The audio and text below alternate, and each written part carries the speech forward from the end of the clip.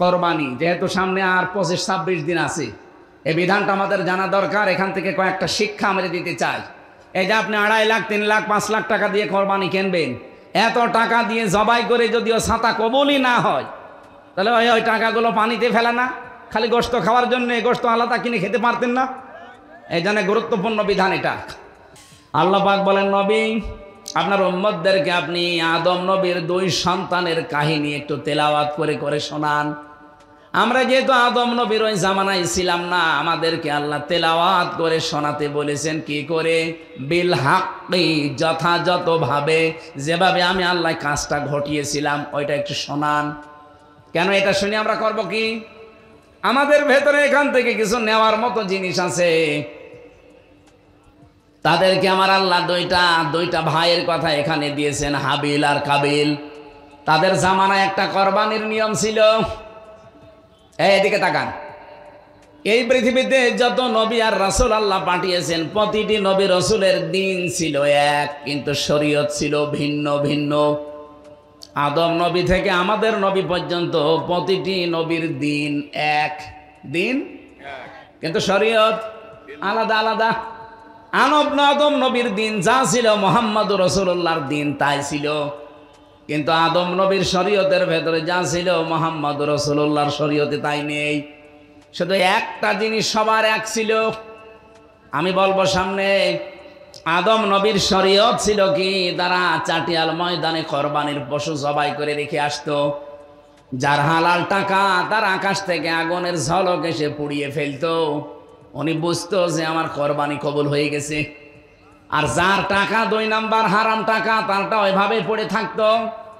আমার মাঝে মাঝে চিন্তা হয়, আয়াতটা পড়ার পর যদি এই শরীয়ত এখন বাংলাদেশে থাকতো, কত মানুষ যে আমরা ধরা খাতাম।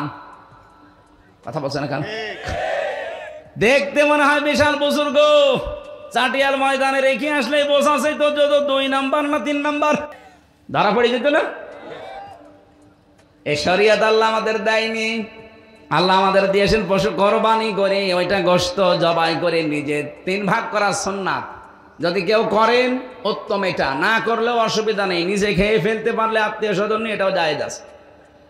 আল্লাহ আমাদেরকে শুধু কোরবানি জবাই করে গোশত খাওয়ার জন্য এটা দেননি। আদম নবী আলাইহিস সালামের এই 2 সন্তানের শিক্ষা হচ্ছে যে হাবিলেরটা কবুল হয়েছিল, কাবিলেরটা কবুল হয়নি। ওই সঙ্গে সঙ্গে হাত প্রসারিত করে বলেছে, তোকে আমি মেরে ফেলবো। আমারটা হলো না, তোরটা হলো কেন? এই জোর যার, মুল্লুক তার। এই নীতি শুরু হয়েছিল আদম নবীর এই কাবিল সন্তান থেকে। ও জোর দেখিয়েছিল। আমার মনে হয় এইটা এই 15.5 বছর একটু বেশি হয়েছিল। জোর যার, মুল্লুক তার। কেউ বসেছিল? পাতি নেতা তাও বসে নেই। এক কথা বলছে না কেন? কেউ চেনে না, শয়তানেও চেনে না, তারপরও তার দাপট কি গো। গুরুত্বপূর্ণ একটা মাস আমাদের সামনে অলরেডি ছায়া ফেলেছে। 4টা মাস আল্লাহর কাছে পবিত্র মাস। একটা মুহররম, রজব, জিলকদ, জিলহজ। এই মাসগুলোর কিছু দায়িত্ব কর্তব্য পালন করা লাগে। আল্লাহ রাব্বুল আলামিন কোরআনে কারিমে দিয়েছেন, ইন্না ইদ্দাতাশ শুহুরি ইনদাল্লাহি 12 শাহরান ফি কিতাবিল্লাহ ইয়াউমা খালাকাস সামাওয়াতি ওয়াল আরদা মিনহা আরবাআতুন হুরুম ইলা আখিরি আয়াত। সূরা তাওবার ভেতরে এসেছে 10 নম্বর পারা 11 নম্বর পৃষ্ঠার 11 নম্বর লাইনে আছে। আল্লাহ বলেন, আমি আসমান আর জমিন যেদিন তৈরি করি, ওই দিন আমি আমার কিতাবের ভেতরে 12টা মাসের নাম লিপিবদ্ধ করেছিলাম। তাহলে মাস হিসাবে আল্লাহর কাছে লিখা কয়টা? বলেন বলেন।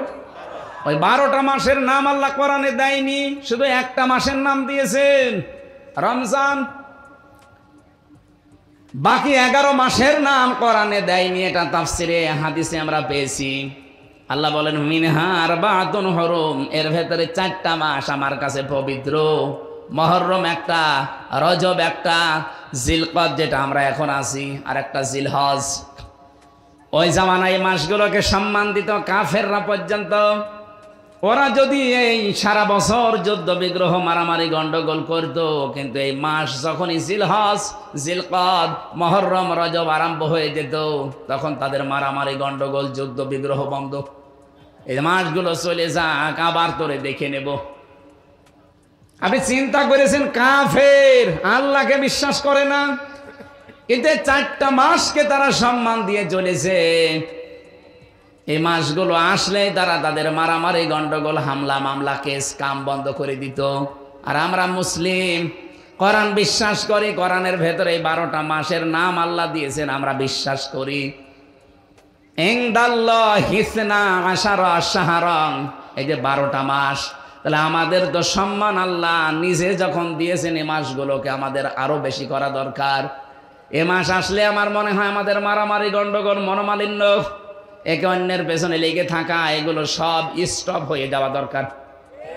এই কথা বলছেন আমার? এই মাসগুলো আসলে অন্তত একটু সম্মান জানান। যেহেতু জিলকদ আরম্ভ হয়ে গেছে, আজ 3-4 তারিখ চলছে, এই মুহূর্তে সিদ্ধান্ত নেন আমার সাথে যার যার ঝামেলা আছে হবে, যদি শুরু করা লাগে এই মাস চলে যাক, আমি আবার আরম্ভ করব। অন্তত এই মাসে আমি থেমে গেলাম। পারা যাবে না? বলেন বলেন। নবীজি মসজিদে নববীতে বসে আছেন, দরজা দিয়ে এক সাহাবী প্রবেশ করলেন। আল্লাহর নবী জানিয়ে দিলেন যে এই লোকটা আল্লাহর জান্নাতি। দ্বিতীয় দিন আবার বললেন এই লোকটা আল্লাহর জান্নাতি। তৃতীয় দিন আবার বললেন এই লোকটা আল্লাহর জান্নাতি। সাহাবীরা বলে, হুজুর কি এমন কাজ করেছে লোকটা আল্লাহর জান্নাতি?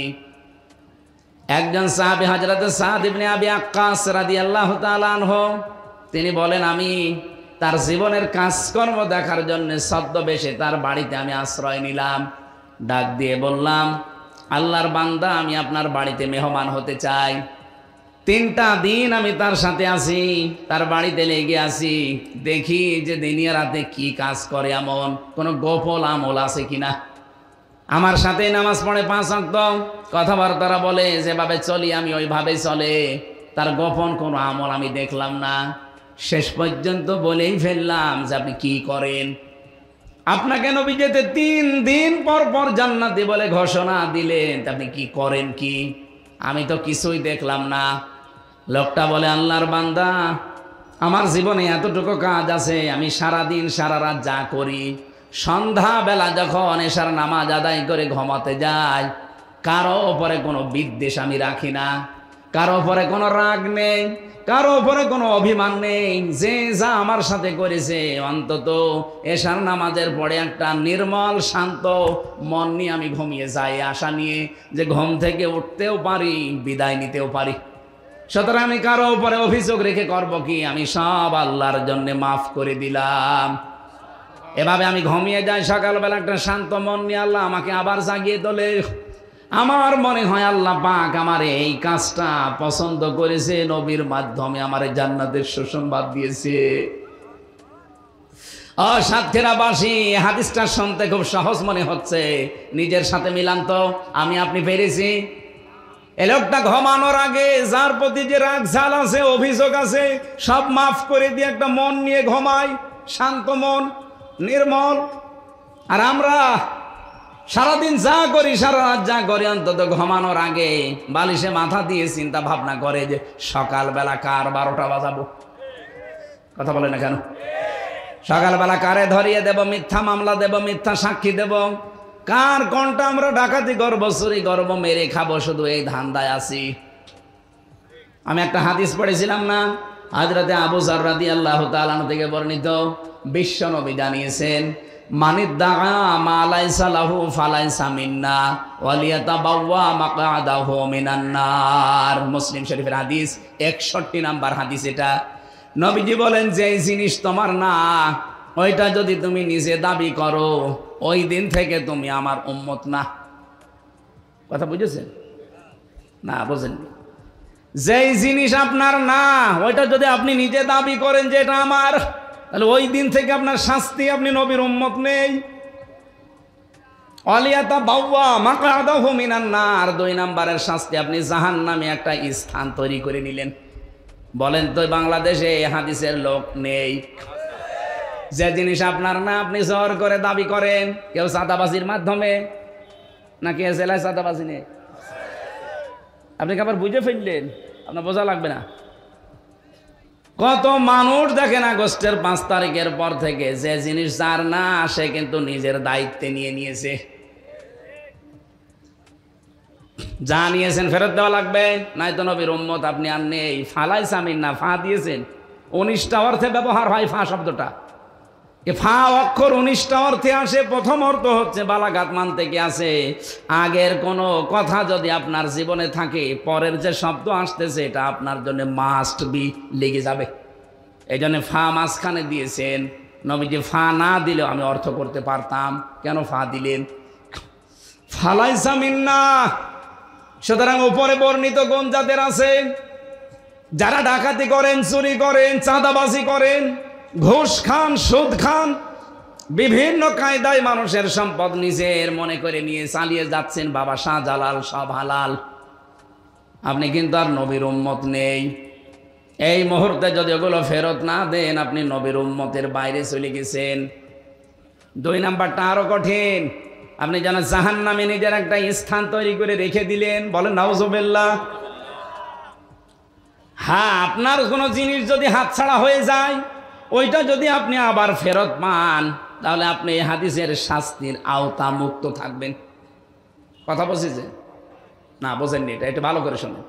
কোনো জিনিস আপনার ছিল, কিন্তু আপনি ওই জিনিসটা হারিয়ে ফেলেছেন অথবা বেদখল হয়ে গেছে, ওইটা যদি আপনি আবার ফেরত পান, তাহলে আপনি এই হাদিসের আওতা মুক্ত থাকবেন। এটা আপনি টিকায় লেখা পাবেন মুসলিম শরীফের। এই যে ইসলামী ব্যাংক যাদের ছিল, হাতছাড়া হয়ে গিয়েছিল, এখন আবার তারা ফেরত পেয়েছে। আসতে বললেন কেন? কিন্তু অনেক মানুষ আমরা দেখি তারা বলছে না জানি ইসলামী ব্যাংকও নাকি চুরি হয়ে গেছে, ছিনতাই হয়ে গেছে। এরকম মিথ্যা কথা বলতে পারলেন? ইসলামী ব্যাংকে আপনার বাবার নাকি? যাদের ব্যাংক তারা ফেরত পেয়েছে।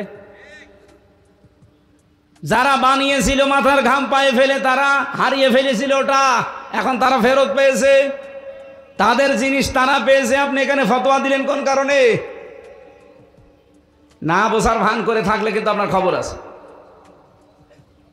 আমি আবার বলছি, কোন জিনিস আপনার ছিল, হাত ছাড়া হয়ে গিয়েছিল, হারিয়ে ফেলেছিলেন, আবার ফেরত পেয়েছেন, আপনি ফালাইসা মিন্নার ভেতরে থাকবেন না। ওয়ালিয়াতা বাওয়া মাকাদাহু মিনান নারের ভেতরে আপনি নেই। কিন্তু জিনিস আপনার না, আপনি জোর করে দখল করে নিজের দায়িত্বে রেখে দিলেন। ওই দিন থেকে আপনি নবীর দল থেকে বের হয়ে চলে গেছেন।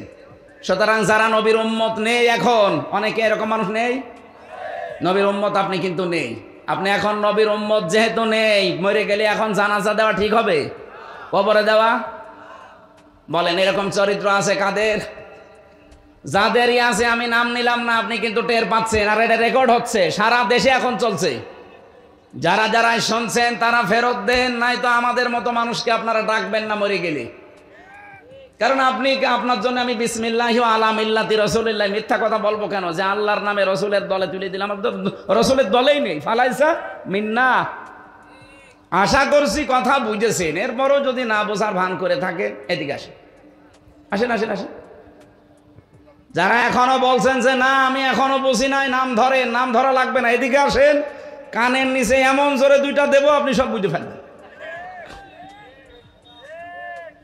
আপনি অন্যের জিনিস দখল করে নিজের দায়িত্বে রেখে দেবেন আর বলবেন যে আমি কি নামাজ পড়ি না, আমি কি রোজা রাখি না, আমি হজ করে এসেছি। আপনার হজ ধুয়ে আল্লাহ পানি খাবে? আপনি তো হজ করে সাতক্ষীরা মসজিদের সভাপতি হয়ে বগল বাজাচ্ছেন যে আমি মসজিদের সভাপতি সাতক্ষীরা, আর আবু জেহেল ছিল কাবা শরীফের সভাপতি। এই জন্য আমি আবার রিপিট করছি, ভাই যার জিনিস নিয়েছেন ওটা যদি আপনার না থাকে ওটা ফেরত দেন। হ্যাঁ, আমি আমার জিনিস হারিয়েছিলাম, ওইটা আমি ফেরত পাচ্ছি এখন আস্তে আস্তে। আমার এই 3 বছর আটক করে ওরা 32 লাখ টাকা খেয়েছে আমার বাবার কাছে। আমি 1 লাখ টাকা ফেরত অলরেডি পেয়েছি। আমি এখনো 31 লাখ টাকা ফেরত চাই।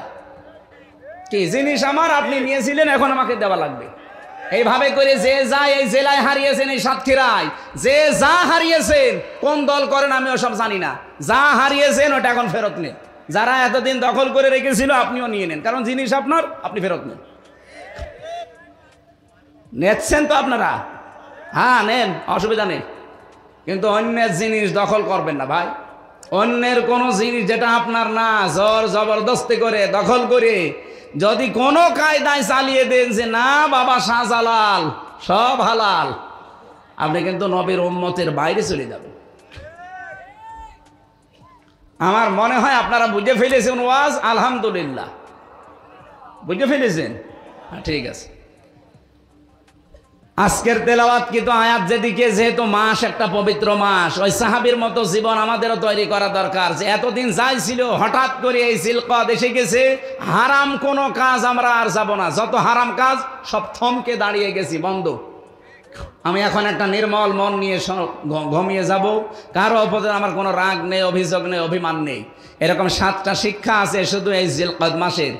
আল্লাহ রাব্বুল আলামিন বলেন এটা গুরুত্বপূর্ণ বিধান আমার নবীর উম্মতদেরকে আপনারা জানিয়ে দেন। কি সেটা? কোরবানি। যেহেতু সামনে আর 25-26 দিন আছে, এই বিধানটা আমাদের জানা দরকার। এখান থেকে কয়েকটা শিক্ষা আমরা দিতে চাই। এই যে আপনি 2.5 লাখ 3 লাখ 5 লাখ টাকা দিয়ে কোরবানি কিনবেন, এত টাকা দিয়ে জবাই করে যদিও ছাতা কবুলই না হয়, তাহলে ওই টাকাগুলো পানিতে ফেলে না? খালি গোশত খাওয়ার জন্য গোশত আলাদা কিনে খেতে পারতেন না? এই জন্য গুরুত্বপূর্ণ বিধান এটা। জবান ছেড়ে সূরা হজের এই 34 নম্বর আয়াত থেকে কিছু কথা শুনতে চাই আমরা, নাকি বাড়ি চলে যাবেন? জবান খুলে বলেন আউযু বিল্লাহি মিনাশ শাইতানির রাজিম, বিসমিল্লাহির রহমানির রহিম। এটা একটু নামিয়ে নেন, পড়ে গেলে সমস্যা হবে, কিছু দেওয়া লাগবে না।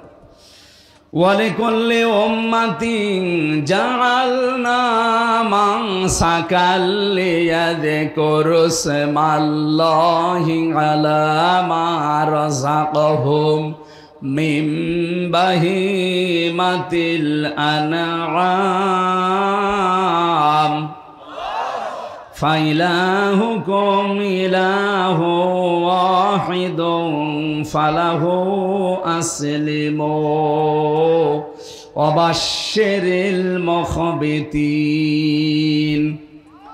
আল্লাহ পাক বলেন আলিকুল্লি উম্মাতিন জাআলনা, এখানে জাআলনার ফাইল আল্লাহ সরাসরি নিজে কর্তা। আল্লাহ বলেন আমি নিজে প্রতিটি উম্মতের জন্যে কি, আমি নিজে প্রতিটি উম্মতের জন্যে কি মাংসাকান কোরবানি। এখানে নুসুক শব্দের অর্থ হয় 3টা। তাফসীর ইবনে কাসিরের ভেতরে আছে নুসুক মানে কোরবানি করা, নুসুক মানে হজের কার্যকলাপ, নুসুক মানে ইবাদত বন্দিগি। এই 3টার যে কোনো একটা আপনি নিতে পারেন। যেহেতু সামনে কোরবানি, মনে করেন আপনি কোরবানিটা নিলেন, আল্লাহ বলেন প্রতিটি উম্মতের জন্য আমি আল্লাহ কোরবানি এটা নির্ধারণ করে দিয়েছিলাম। কেন দিয়েছি জানো? লিয়াযকুরু ইসমাল্লাহ আলা মা রাযাকাহুম মিন বাহিমাতিল আনআম, চতুষ্পর্যন্ত জানোয়ারগুলো যখন তারা জবাই করবে তাদের রিজিক হিসাবে, এই সময় যেন আমি আল্লাহর নামটা উচ্চারণ হয়। জোরে বলেন সুবহানাল্লাহ। ফাইলাহুকুম ইলাহু ওয়াহিদুন, তোমাদের ইলাহ একজন, আমাদের ইলাহ এই একজনই। ফালাহু আসলিমু, সবাই তার কাছে আত্মসমর্পণ করো। ওয়াবাশশিরিল মুখবিতিন, হে নবী যারা আত্মসমর্পণ করবে এদেরকে আপনি সুসংবাদ দান করেন, এই বিনয়ী মানুষদেরকে। এ পর্যন্ত ছিল বাংলা অর্থ। এবার আসেন তো আমরা ব্যাখ্যায় যাচ্ছি। ওয়ালিকুল্লি উম্মাতিন, প্রত্যেকটি জাতির জন্যে, এই পৃথিবীতে যত জাতি আল্লাহ পাঠিয়েছিলেন সে আদম নবী থেকে শুরু হয়েছে, 4,500 জাতি এখন দুনিয়ায় বাস করে। কত? 4,500। তার ভেতরে আমরা একটা মাত্র জাতি মুসলিম। এরকম 4,500 ধর্মের লোক তামাম দুনিয়ার 257টা দেশ আছে এখন। 257টা দেশে তারা বাস করছে। সবচাইতে বেশি মানুষ বাস করে খ্রিস্টান ধর্মে। কোন ধর্মে? এরপরে বাস করে মুসলিম, আমরা যারা ইসলামে আছি তারা। তামাম দুনিয়া এখন খ্রিস্টানের সংখ্যা 260 কোটি প্লাস, আর আমরা মুসলমান 210 কোটি। এরপরে অন্যান্য জাতিরা আছে ভাগ ভাগ করা। সাতক্ষীরাবাসী যেহেতু আল্লাহ উম্মাতিন শব্দটা দিয়েছেন প্রতিটি জাতির জন্যে, আদম নবী থেকে এবার আমি আরম্ভ করব। আল্লাহ সূরা মায়েদার 27 নম্বর আয়াতের তাফসীর নিজে করছেন, ওয়াতলু আলাইহিম নাবা আবনাই আদামা বিল হক ইয করবা কুরবানান ফাতুকবিলা মিন আহাদিহিমা ওয়া লাম ইউতাকাব্বাল মিনাল আখার قال لأقتلنك قال إنما يتقبل الله من المتقين বলেন আমিন। আল্লাহ পাক বলেন, নবী আপনার উম্মতদেরকে আপনি আদম নবীর 2 সন্তানের কাহিনী একটু তেলাওয়াত করে করে শোনান। আমরা যেহেতু আদম নবীর ওই জামানায় ছিলাম না, আমাদেরকে আল্লাহ তেলাওয়াত করে শোনাতে বলেছেন। কি করে? বিল হাক্কি, যথাযথভাবে, যেভাবে আমি আল্লাহ কাজটা ঘটিয়েছিলাম ওইটা একটু শোনান। কেন? এটা শুনে আমরা করব কি? আমাদের ভেতরে এখান থেকে কিছু নেওয়ার মতো জিনিস আছে। তাদেরকে আমার আল্লাহ দুইটা ভাইয়ের কথা এখানে দিয়েছেন, হাবিল আর কাবিল।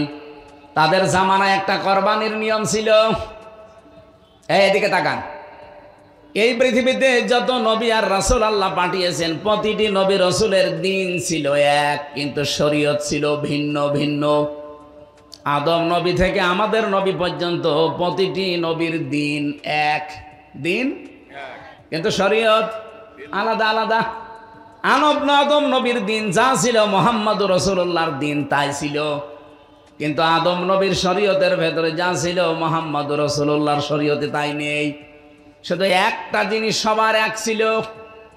আমি বলবো সামনে, আদম নবীর শরীয়ত ছিল কি? তারা চাটিয়াল ময়দানে কোরবানির পশু জবাই করে রেখে আসতো।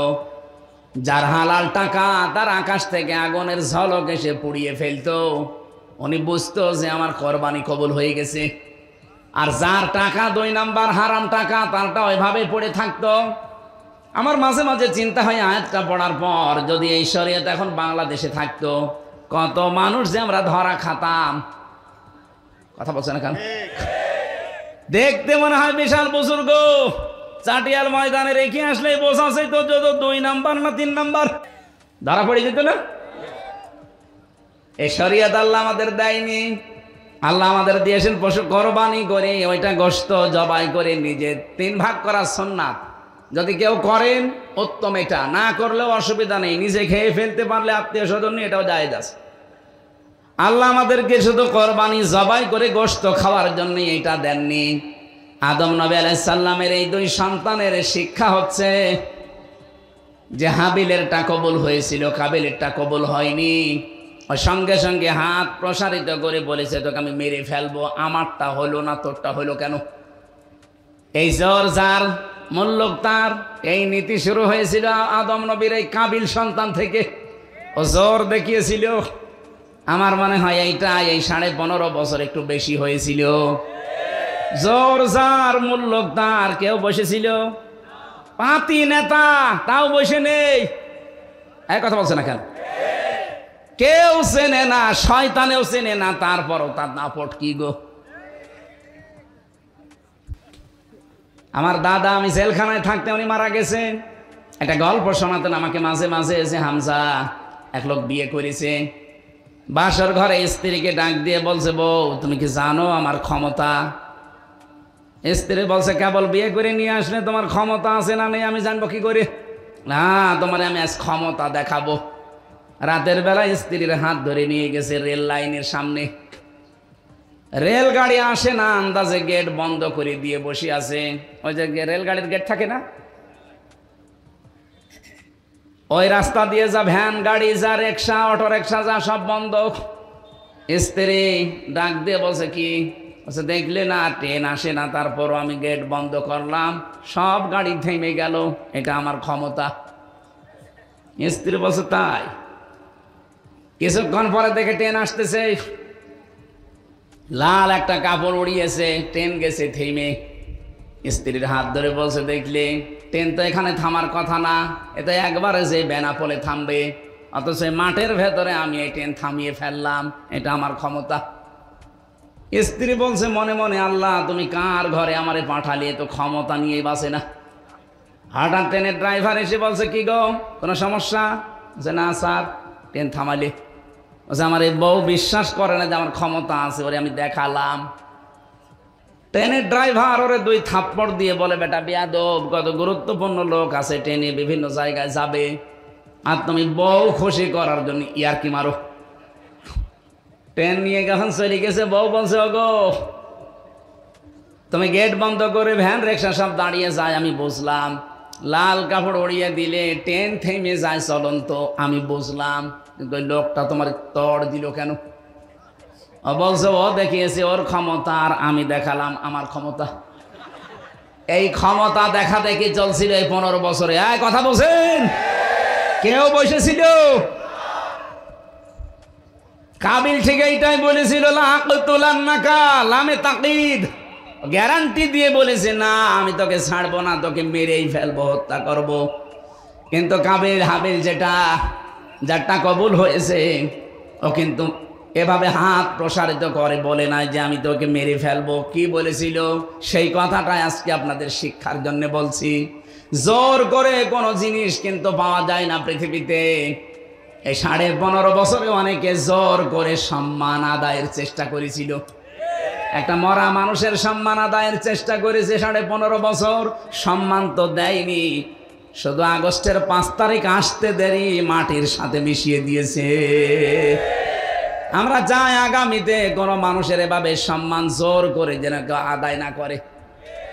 এরকম অনেকে এখনো ধান্দায় আছে যে আবার চাই, যদি চেয়ার পাই ও করেছে বাবা আর আমি করব স্বামীর।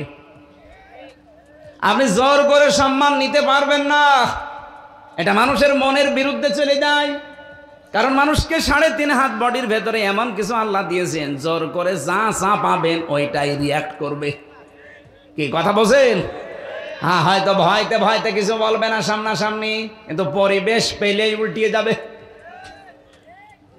আমার দাদা থাকতে আমি বহু সুন্দর সুন্দর গল্প শুনতাম, কিন্তু উনি যে মারা গেছে, জেলে থাকতে আমি জানতামও না। 15 দিন পরে আমার এক কারারক্ষী যে বলছে এক বুড়ো মরে গেছে। বুড়ো মরে গেছে মানে? পরে শুনলাম যে আমার দাদা।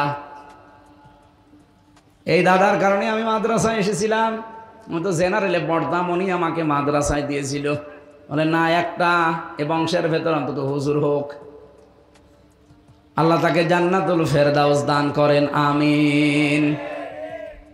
মানে একটা গল্প শুনিয়েছিলেন, এই আয়াতের সাথে একটু রিলেটেড আছে, এই জন্য বলছি। বাদশাহ হাজ্জাজ বিন ইউসুফের এলেকটা এত জালেম ছিল, জুলুম করতে করতে সীমা লঙ্ঘন করে ফেলেছিল। পাইক পিয়াদা যারা আছে তারা যে বলছে, বাদশাহ আপনার জন্য তো বাইরে যেতে পারছি না, আপনাকেও গালি দেয়, আমাদেরও গালি দেয়। অবশ্য গালি দেয় কে গো, আমি দেখবো। ছদ্মবেশ নিয়ে বাইরে গেছে, এক গ্রাম্য লোকের সাথে দেখা, ডাক দেয়া বলছে, বেটা বাদশাহ হাজ্জাজ বিন ইউসুফকে চেনো? বলছে চেনো মানে? অত জালেম। কে কে বললেন? হ্যাঁ ও জালেম, ও জালেমের বাচ্চা জালেম। 2-3 বার জালেম বলার পর ওর মেজাজ গেছে খারাপ হয়ে। ডাক দেয়া বলে, বেটা আমারে চেনো? বলছে না। আমি সে হাজ্জাজ। চিন্তা করছে আমার তো মাথা থাকবে না, মাথা নিচু করে বলছে, বাদশাহ নামদার আপনি কি আমারে চেনেন? আছে না তো। যে আমি এই গ্রামের ওই লোক যার মাসে 2 দিন মাথা খারাপ হয়, আজকে তার পয়লা দিন। ও তুই পাগল? 2 দিন মাসে মাথা খারাপ হয়, আজকে পয়লা দিন আর একদিন হবে। আমি পাগল ধরলাম এতক্ষণ ধরে। পাগল বলে ওই দিন বেশি গিস, তাছাড়া বাঁচার কথা ছিল। আমরাও এই 15.5 বছরে পাগল বলে বেশি আছি। কথা বলছেন? জোর করে আদায় করতে চেয়েছিলেন, কি হলো? 14,500 কোটি টাকা আপনি নষ্ট করেছেন এই মরা মানুষটার জন্য। একদিনেই আমার মনে হয় এখন একটা কানও খুঁজে পাওয়া যাবে। সেদিন কয়রায় যাচ্ছিলাম, যাওয়ার সময় কয়েকটা খালি কান মান কিছু নেই, সব উল্টিয়ে দিয়েছে। এজন্য আগামীতে যারা আসবেন জোর করবেন না, যে আসেন জোর করবেন তো আপনার বাড়িও এরকম 5 বছর পরে শ্মশান হয়ে যাবে। কে কথা বলেন না কেন? এটাকে আমি বানিয়ে বললাম। সূরা নমলের ভেতরে পাবেন 19 নাম্বার পারা 20 নাম্বার পৃষ্ঠার 7 নাম্বার লাইনের 52 নাম্বার আয়াতে আছে, প্রথম অংশে পাবেন। ফাতিলকা বুয়ুতুহুম খাওবিয়াতাম বিমা যালামু। এই আয়াতের তাফসিরে আপনি দেখবেন। আয়াতগুলো লম্বা করা যাচ্ছে না, হযরতে কাবিল না হযরতে হাবিল সঙ্গে সঙ্গে ভাইকে জবাব দিয়েছিলেন, ক্বালা ইন্নামা ইয়াতাকাব্বালুল্লাহু মিনাল মুত্তাকিন। এখানে যদি কেউ আলেম থাকেন আমি তাকে বলছি, আল্লাহ পাক যদি ক্বালা ইন্না ইয়াতাকাব্বালুল্লাহু বলতেন তাও আমরা অর্থ করে ফেলতাম। মা দিলেন কেন? এই জন্যে তাফসীর মাহফিলে আসতে হয়। কেন আল্লাহ মা দিলেন? আপনি ইন্না শব্দের সাথে যদি মা লাগিয়ে দেন তাহলে বাংলা অর্থ দাঁড়াবে একমাত্র, কেবলমাত্র, শুধুমাত্র, এরাই, এইটাই। শেষে হর্ষাই যোগ করা লাগবে। আল্লাহ রাব্বুল আলামিন ইন্না মা দিয়ে জানিয়েছেন। হাবিল তার ভাইকে এটা শুধু জানায়নি, কিয়ামত পর্যন্ত সবাই যারা আসবে তারপরে তাদেরকে জানিয়েছেন, ক্বালা ইন্নামা ইয়াতাকাব্বালুল্লাহু মিনাল মুত্তাকিন। ইয়াতাকাব্বালু এটা মোসারে, বর্তমান, ভবিষ্যৎ, প্রেজেন্ট, ফিউচার। যদি তার ভাই পর্যন্ত সীমা লঙ্ঘন থাকতো, সীমাবদ্ধ থাকতো, তাহলে কিন্তু ইয়াতাকাব্বালু দিতেন না। ওখানে মাজির সিগা, অতীতের শব্দ ব্যবহার করতেন। ইয়াতাকাব্বালু মোসারে দিয়েছেন এই কারণে, শুধুমাত্র এখন কাবিলের জন্য এটা না, কিয়ামত পর্যন্ত কাবিলের বহু মানুষ দুনিয়ায় আসবে। তাদেরকে সতর্ক করে বলেছেন শুধুমাত্র, কেবলমাত্র, একমাত্র আল্লাহ পাক গ্রহণ করে থাকে, কবুল করে থাকে। আল্লাহ পাক শুধুমাত্র গ্রহণ করে থাকে, কবুল করে থাকে দুনিয়ায় যারা মুত্তাকি, তাদের ইবাদত বন্দেগী, কাজকর্ম, তাছাড়া অন্য কারোরটা কবুল হয় না। যেহেতু ইবাদত বন্দেগীর ভেতরে নুসুকের একটা অর্থ বলেছিলাম। নুসুক মানে কি বলেছিলাম? নুসুক মানে কোরবানি, নুসুক মানে ইবাদত বন্দেগী, নুসুক মানে হজের কার্যকলাপ। তিনটা অর্থ আছে। আপনার জীবনের কোনো কিছু কবুল করাতে হলে আপনাকে আগে মুত্তাকি হওয়া লাগবে। এমনকি এই কোরবানিও যদি কবুল করাতে চান, তাকওয়া ছাড়া কোরবানি কবুল হবে না। লা ইয়ানালাল্লাহা লুহুমুহা ওয়ালা দিমাউহা ওয়ালাকিন ইয়ানালুহুত তাকওয়া মিনকুম। আল্লাহ পাক বলেন, লান শব্দ দিয়েছি এনাল, এর আগে মোজারের আগে লান আসলে বাংলা অর্থ দাঁড়ায় জীবনেও হবে না, কখনোই হচ্ছে না, হবে না। তোমাদের গোশত, চর্বি, চামড়া, তোমাদের পশুর, এ সমস্ত কোনো কিছু আল্লাহর কাছে পৌঁছায় না। আল্লাহর কাছে শুধুমাত্র পৌঁছায় তোমাদের মনের তাকওয়া। কি পৌঁছায়? তাকওয়াটা কি? বাংলাদেশ, ভারত, পাকিস্তান, এই তিনটা দেশে একটু ঝামেলায় আছি আমরা। তাকওয়া বললে আমরা শুধু পোশাকের তাকওয়া খুঁজি, যে বিশাল জব্বা গায়ে দেওয়া লাগবে, সুন্দর টুপি মাথায় দেওয়া লাগবে, হাতে তসবি থাকা লাগবে, তাহেরি ভাইয়ের মতো বিশাল একটা পাগড়ি মাথায় দেওয়া লাগবে, আর মাঝে মাঝে একটু জিকির করা লাগবে, হো হো। বিশাল তাকওয়াবান হয়ে গেছে না? তাকওয়ার প্রথম অর্থ হচ্ছে আল্লাহর ভয়, এটা তোমরা সবাই জানি। তাকওয়ার আসল অর্থ হচ্ছে যজ্ঞ। কি বললাম? যজ্ঞ। যোগ্যতা অর্জন করা লাগবে আপনাকে। যে যে জায়গায় আমরা আজ যেতে চাই, ওই জায়গায় পৌঁছাতে হলে আমাদের যোগ্যতা থাকা লাগবে। সত্যি আমাদের যদি যোগ্যতা না থাকে, আল্লাহ পাক আমাদেরকে সাহায্য করবেন না। এখানে কোরআনে কারিমে যত জায়গায় সাহায্যের কথা যেখানে আসবে দেখবেন, ইমানের পরে আল্লাহ হয় সলেহ দিয়েছেন, নাই তাকওয়া দিয়েছেন। আমি আধুনিক ব্যাখ্যা তাফসীর পড়ে দেখেছি, সলেহ এবং তাকওয়া এই দুইটা শব্দের অর্থই বাংলা অর্থ আসে যোগ্য, যোগ্যতা। শুধু ইমানে নিয়ে বসে থাকলে হবে না, আপনাকে প্রস্তুতি নেওয়া লাগবে, যোগ্যতা অর্জন করা লাগবে। আজ পাকিস্তানের সাথে ভারত পারছে না, তাদেরকে দেখে দাদা, বাবা, দোলা ভাই বলে পালাচ্ছে।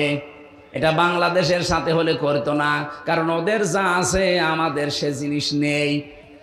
ওদের তো অস্ত্র শস্ত্র, পারমাণবিক এগুলো তো আছেই, এমনকি ওদের যে ইমান, ওদের ভেতরে। আমি কালকে একটা স্ট্যাটাস দেখলাম, একজন ক্যাপ্টেন তার বাবা পাকিস্তানের আর্মিদেরকে বলছে, দেখেন ছেলেকে পাঠিয়েছি দেশ রক্ষার জন্যে, দেশ মাতৃকা রক্ষার জন্য পাঠিয়েছি। আমার ছেলে যুদ্ধে গেছে। এই পৃথিবীর নিকৃষ্ট জাতি এই মুশরিক, এই উগ্রপন্থী হিন্দুরা। এই দুনিয়ার দুইটা জাতি সবচাইতে নিকৃষ্ট, একটা ইহুদি আর একটা মুশরিক। এদের বিরুদ্ধে যেহেতু পাঠিয়েছি, এমনি পাঠাইনি আমার ছেলেকে। এই ভারত একটা ভুয়া ধোয়া তুলে আমার দেশে তারা জঙ্গি আছে এই কথা দুনিয়ার মোড়লদেরকে জানিয়েছে। যেই দেশে জঙ্গি আছে আমরা জঙ্গির ঘাঁটিতে বিমান হামলা চালিয়েছি। এত বড় মিথ্যা কথা আপনি দুনিয়ার মানুষকে শুনিয়েছেন, আর মানুষ বিশ্বাস করবে? আপনি জঙ্গি ঘাঁটিতে যদি বিমান হামলা করেন তাহলে জঙ্গি যেখানে আছে সেই জায়গায় মারলেন না কেন? আপনি তো বিমান হামলা করেছেন মসজিদে, মাদ্রাসায়, শিশুদের উপরে। এই কথা বলছেন না কেন? এরা আপনি দেখেন না মসজিদ ভেঙে চোরমার করে দিয়েছে, মাদ্রাসায় মেরেছে বোমা, ছোট ছোট বাচ্চাদেরকে দুনিয়া থেকে বিদায় করেছে। কেন আপনি এই বেসামরিক মানুষ মারলেন কেন? আপনি যদি জঙ্গি হামলা করেন তাহলে জঙ্গি যেখানে আছে সেখানে মারেন। এই ভুয়া ধোয়া তুলেছিলেন 54 বছর এই ভারত আমাদের সম্পর্কে, যে আমাদের দেশে নাকি জঙ্গি আছে। এটা যে দাহা মিথ্যা কথা তার প্রমাণ এই 9 মাস 3 দিন। এই 9 মাস 3 দিন চলছে, আজ পর্যন্ত দেশে একটা জঙ্গি ধরা পড়ল না। কি কথা বলেন? জঙ্গি নেই ওই দেশে, কারণ আমার মতো মানুষ করা জঙ্গি বানিয়েছিল। তাও জঙ্গির প্রধান নাকি আমি, আনসারুল্লাহ বাংলা টিমের প্রধান। ও ছাতা যে কি আমি আজ পর্যন্ত জানি না। কারণ এই জঙ্গি নাটক যিনি লিখত তিনি পালিয়েছে। এক কথা বলেন না কেন? তাদেরকে আজ নিষিদ্ধ করার জন্য সারা বাংলাদেশ এখন সব এক জায়গায় হয়ে গেছে। এখন আর দল মত নেই। আমরা চাচ্ছি খুব তাড়াতাড়ি তাদের নিষিদ্ধ করে দেন, নয়তো প্রায় 4500 কত 4500 মানুষ অলরেডি ইন্ডিয়াতে পালিয়ে বসে আছে। তারা ওখানে বসে বসে হাওয়া খাচ্ছে না। আরে ভাই, তাদের কিছু না থাক, তাদের ব্রেন তো কাজ করছে। তারা ষড়যন্ত্রে মেতে আছে। ওরা ওই দাদা বাবুদেরকে দিয়ে দেশটা অস্থিতিশীল করার জন্য চেষ্টা চালাবে। এই জন্য ওদের ব্যান্ড করে দেন, নিষিদ্ধ করে দেন। ওদের কোনো কাজ কারবার দুনিয়ায় যদি না চলে তাহলে দেশটা অন্তত নিরাপদ হয়ে যাবে।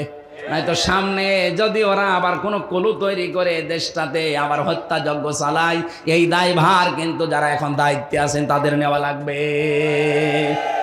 এই জন্য আহ্বান জানাচ্ছি এই জনতার পক্ষ থেকে, যেহেতু ঢাকা এখন যেতে পারছি না, এইটাই আমরা ঢাকা মনে করছি। এই কথা বলেন না কেন? শাহবাগের সাথে 100 ভাগ একাত্মতা প্রকাশ করে আমরা জানাচ্ছি এই মুহূর্তে তাড়াতাড়ি সকাল হতে হতে এই ফ্যাসিস্ট এই খনিদেরকে দেশ থেকে নিষিদ্ধ করা লাগবে। সাতক্ষীরাবাসী যে কথাটা তুলেছিলাম আপনাদের জন্যে, আল্লাহর দরবারে আমরা যদি যোগ্যতা অর্জন করতে না পারি, এই ক্যাপ্টেনের বাবা বলেছিল সন্তানকে পাঠিয়েছি আমি আল্লাহর ঘর মসজিদ, নবীর ঘর মাদ্রাসা এবং ছোট ছোট বাচ্চাদের জীবনের কারণে। ছেলে যদি সামনে বুকে গুলি লাগে তাহলে নিয়ে আসবা, মাটি দিয়ে দেব। আর যদি পেছনে গুলি লাগে আমার বাড়িতে নিয়ে আসবা না, বন জঙ্গলে অথবা নদীতে সাগরে ফেলে দিবা। পরবর্তীতে সন্তান যখন নিয়ে এসেছে ডাকে, হ্যাঁ নিয়ে আসলে কেন?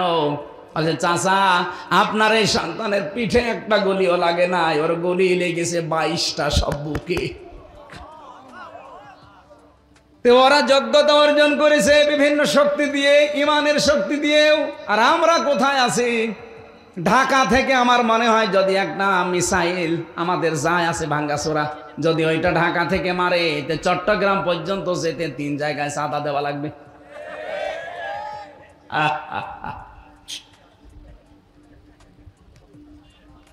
এমনি নেই তো নেই, যদি থাকেও 2-1টা। আমার মনে হয় ঢাকা থেকে চট্টগ্রাম মাত্র 250 কিলো। ও দেশ পারও হবে না, 250 কিলো যেতে যেতে 3-4 জায়গায় চাঁদা ধরবে। একবার ওই যে নারায়ণগঞ্জে বসে আছে আল্লাহর ওলি শামীম ওসমান, 72 রাকাত তাহাজ্জুদ পড়তো। ওরাটা মিথ্যা কথা। তাহাজ্জুদের নামাজ মাত্র কয় রাকাত? 8 রাকাত নয় 12 রাকাত। তো 72 রাকাত পড়ে, তার মানে জীবনে নামাজই পড়ে না তাহাজ্জুদে। ওই জায়গায় একবার ধরত। এরপরে কুমিল্লায় আরেক মস্তান আছে, ওই যে বাহার মস্তান, ওই বাহারে ধরত। এরপরে ফেনীতে জয়নাল হাজারি ধরত। এরপরে তো চট্টগ্রাম।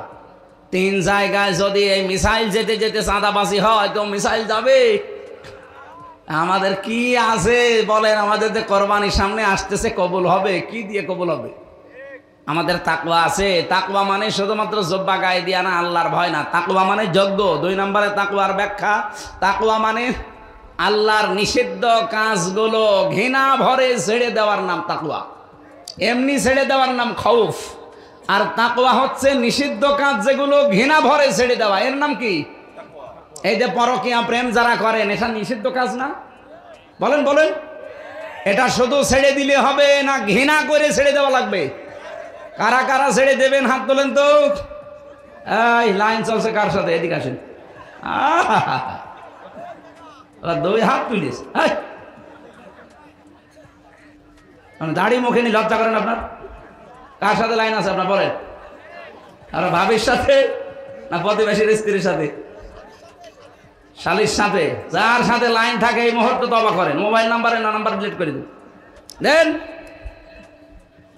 না না, আমি হাসির জন্য বলি না, যাদের যার সাথে লাইন আছে এই মুহূর্তে নাম্বার ডিলিট করেন। মেয়ে লোকের সাথে গল্প করা জায়েজ নেই, শুধু 14 জন মেয়ে লোক ছাড়া। কয়জন? আপনার নিজের মা, নিজের আপন বোন, নিজের ফুফু, নিজের আপন খালা, নিজের পুত্রবধূ, ভাইয়ের মেয়ে, বোনের মেয়ে, এরকম 14 জন মহিলা আছে স্ত্রী। এর বাইরে যদি কারোর সাথে গল্প করতে চান মোবাইলে, প্রথমে সালাম দেওয়ার পরে যদি দেখেন যে না এই 14 জনের গলার মতো হচ্ছে না, কেটে দেবে। জায়েজ নেই কথা বলা। কিসের কথা বলবেন আপনি? আপনি কি মাসলা মাসাইল জানেন যে আপনাকে মাসলা জিজ্ঞাসা করে? আমার এই মোবাইলে যত কল আসে বিভিন্ন মাসলার জন্য, যদি আমি গল্প আরম্ভ করি ঘন্টার পরে 24 ঘন্টা কিন্তু গল্পই করা লাগবে। এই 2 দিন আগে মালয়েশিয়া থেকে, ইন্দোনেশিয়া থেকে, ওরা তো এই ফেসবুকে চেহারা দেয় না, এমন এমন সুন্দর করে কাটিং দেয়, আপনি দেখলে পাগল হয়ে যাবেন। এ দিয়ে প্রথমে মেসেজ দেয়, মেসেজের রিপ্লাই দিলাম যে কি কোনো সমস্যা, কিছু দরকার, তারপরে আর কিছু দেয় না। তার মানে যদি কল ধরতাম, কথাবার্তারা এমনভাবে শুরু করতো, ওইটা ওরা রেকর্ড করে ইন্টারনেটে দিয়ে বলতো এই দেখেন হামজা। আমার 12টা বেজে যেত না। একবার সেই কি ট্রাক যেন, মোরাদ ট্রাক, টাকলা মোরাদ, 6 মিনিট 32 সেকেন্ড শুধু ফাঁস হয়ে গেছে। ওর মন্ত্রিত্ব গেছে, এমপি গিরি গেছে, দল থেকে বাদ দিয়েছে। আর আমার যদি কিছু ফাঁস হয় একেবারে উল্টোপাল্টা হয়ে যাবে না? এই জন্য আমি পারতপক্ষে আমার এই 14 জন মহিলা বাদ দিয়ে কেউ যদি কল দেয়ও, মাসলা মাসাইল জিজ্ঞাসা করবেন, আমার পাশে যে হোসাইন হুজুর থাকে বলে যাইলেন, ও বলে যে আমি হামজা বলছি, যা বলবেন বলেন। কথাবার্তারা শেষ, যদি মাসলা যদি জানা থাকে বলে দিই যে এটা বলে দেন, না হলে দরকার নেই। মেয়েদের সাথে কথা বলার ব্যাপারে খুব সেন্সিটিভ থাকা লাগবে ভাই, এটা কিন্তু রেকর্ড হচ্ছে। আপনি মনে করছেন কি আর রেকর্ড করবে মানে? আমি নিজে রিমান্ডে যেয়ে দেখেছিলাম, ওদের যে মেশিন আছে অত্যাধুনিক, এই যে বাটন মোবাইলে যারা কথা বলে, অনেকে বলে যে ফেসবুকে এরপরে হোয়াটসঅ্যাপে কল দিলে ওরা টের পায় না। কে বলেছে আপনাকে টের পায় না? সব ওরা দেখতে পাচ্ছে। এমন অত্যাধুনিক মেশিন নিয়ে এসেছিল এই সাতক্ষীরার মাওলানা আমিরুল ইসলাম বেলালি, নাম শোনেননি? ওই যে কলারওয়ায় বাড়ি। আমি যেই দিন ধরা পড়লাম তার পরের দিন ওই ভাই কল দিয়েছে আমার বাড়িতে। আপনি চিন্তা করতে পারেন সাতক্ষীরার কেউ কল দিলে সেটা রেকর্ড করে পরের দিন রিমান্ডে আমারে শোনাবে? কল্পনায় আসে? আমার তো জীবনেও কল্পনায় আসে না, অথচ দেখি উনি কল দিয়েছে, সেটা ওরা রেকর্ড করে আমারে বলছে এই দেখেন কিভাবে কি বলেছে, আপনি যা বলছেন একটা কথাও মিলছে না। আমি তো আর জানি না, যেদিকে গোপনে গোপনে সব এদিকে সেট করা আছে। যার সাথে কথা বলবেন খুব হিসাব নিকেশ করে। এমনকি মোবাইলে স্ত্রীর সাথে যে কথাবার্তার রংঢং দিয়ে বলেন, যদি বলতে পারেন এটা সওয়াব হবে, কিন্তু আমার মনে হয় মোবাইলে এগুলো বলা ঠিক না, কারণ ওই শয়তানরা অফিসে বসে বসে সব দেখে। আরও কিছু গোপন বিষয় আছে, আমি নিচে নামতে পারছি না। আপনারা সতর্ক থাকবেন এই বিষয়টায়। যারা পরকীয়া প্রেমে আছেন, যেহেতু এটা অবৈধ কাজ, একটা হারাম কাজ।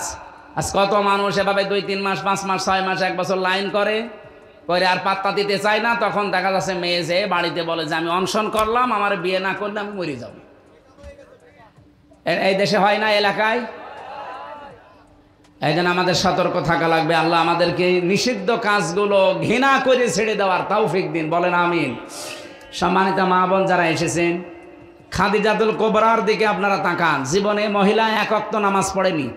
আমাদের এ মা 1 ওয়াক্ত নামাজ পড়েনি, একটা রোজা রাখেনি, জীবনে একটা দিনের জন্য পর্দায় ছিল না। আপনি খাদিজার পুরা জীবন পড়ে দেখেন, 1 ওয়াক্ত নামাজ পাবেন না, রোজা পাবেন না, জীবনে একটা হজও করেনি, একটা টাকা যাকাতও দেয়নি, একদিনের জন্য পর্দায় ছিল না। কেন ছিল না? কারণ তার ইন্তেকালের পরে এই বিধানগুলো সব নাজিল হয়। মানেননি, পারেননি মানতে, কিন্তু আল্লাহ তাকে নিজে সালাম দিয়েছেন এবং জান্নাতে ঘর বানিয়ে আল্লাহ পাঠিয়েছেন তার জন্য। একটা মাত্র কারণ পেয়েছি পড়া জীবন পড়ি, তিনি কোনো দিন বৈবাহিক জীবনে স্বামীকে একটা সেকেন্ডের জন্যে দুঃখ দেননি, স্বামীর মনে কষ্ট দেননি। এখানে যারা আছেন একেবারে আল্লাহর দিকে তাকিয়ে বলতে পারবেন যে জীবনে বিয়ের পর থেকে আজ পর্যন্ত আমার বউ এক সেকেন্ডের জন্য আমাকে কষ্ট দেয়নি? হাত তোলেন তো দেখি। কেউ নেই।